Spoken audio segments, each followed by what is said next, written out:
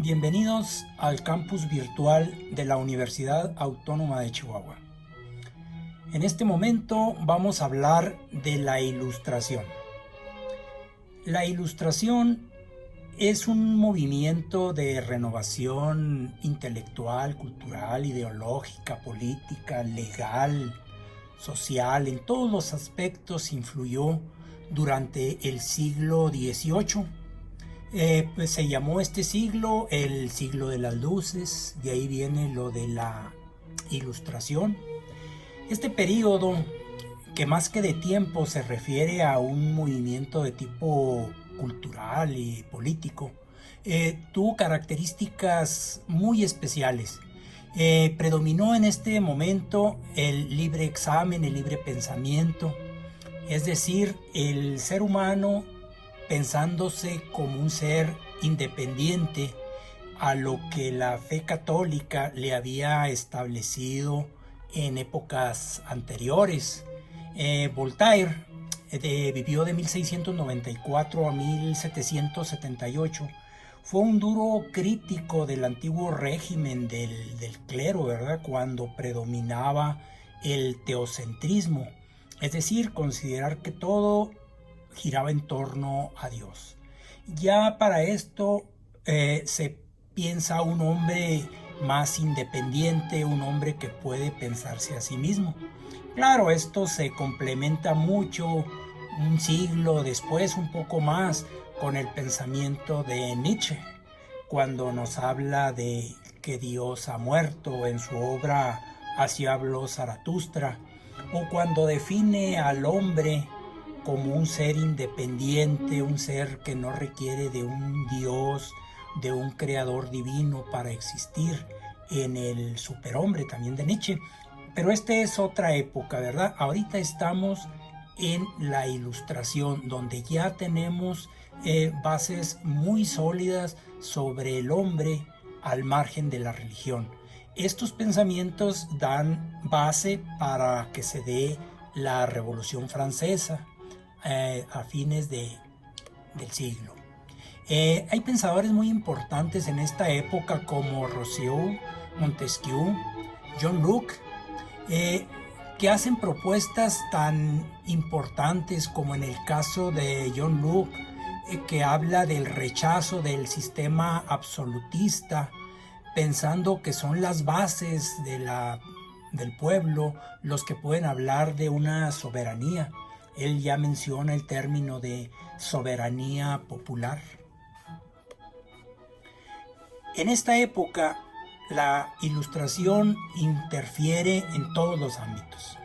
Se piensa en un nuevo orden político, donde se reconocen ya las libertades individuales, un orden social donde se plantea la igualdad entre todos los hombres. Se cuestiona aquí ya duramente las realezas que todavía en el momento existían.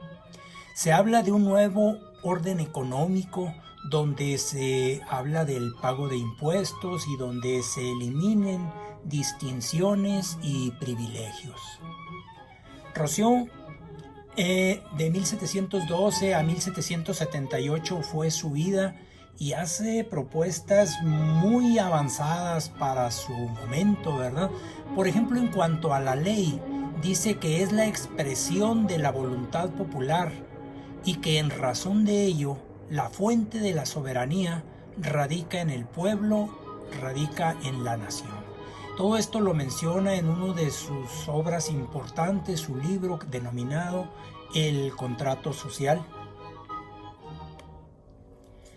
Adam Smith, considerado el padre de la economía, genera el libro La riqueza de las naciones, que todavía de alguna manera se puede considerar como base, como sustento de lo que hoy vivimos como capitalismo, ¿verdad? Claro, y también un siglo después tiene su contrapeso con las posturas de Carlos Marx, donde se habla de las bases para el socialismo. En su momento, cada uno pues proponiendo una mejor manera de llevar la economía y las relaciones sociales. En la actualidad posturas encontradas, antagónicas,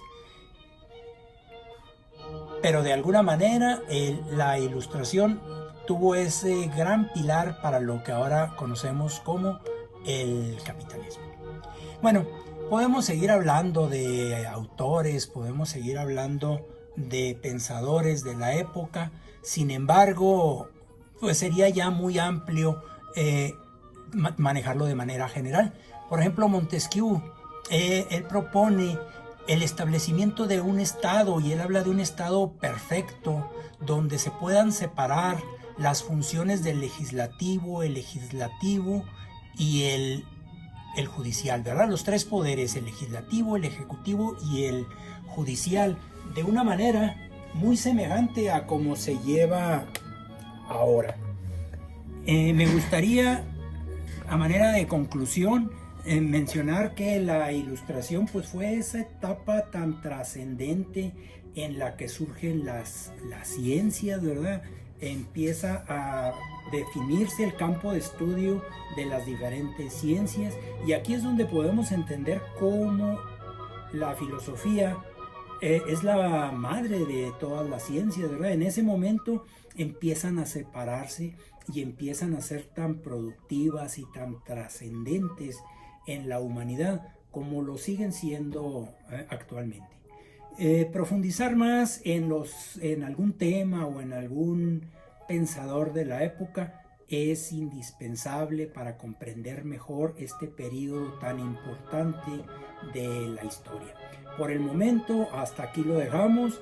Para Manuel Martín Chávez Terrazas, un servidor de la Facultad de Derecho de la Universidad Autónoma de Chihuahua, es un placer poderme comunicar a través de este medio y desearles que tengan suerte y mucha salud ahora que estamos en medio de la pandemia.